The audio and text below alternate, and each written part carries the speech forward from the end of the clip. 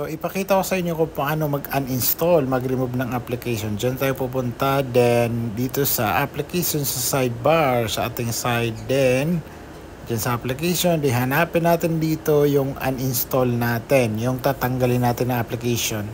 So, example ko dito ay yung Microsoft Word. I-drag ko siya sa ating trash bin, sa ating trash icon. Then, kailangan natin sa i-verify kung sure na tayo na tatanggalin natin. So, enter natin yung ating password or MacBook pala yan. iMac.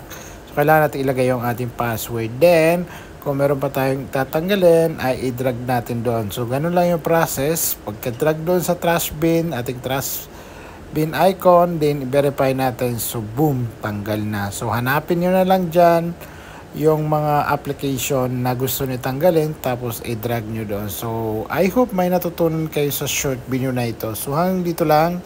Huwag nyong kalimutan i-like and subscribe ang aking YouTube channel. So, have a good day sa inyo lahat.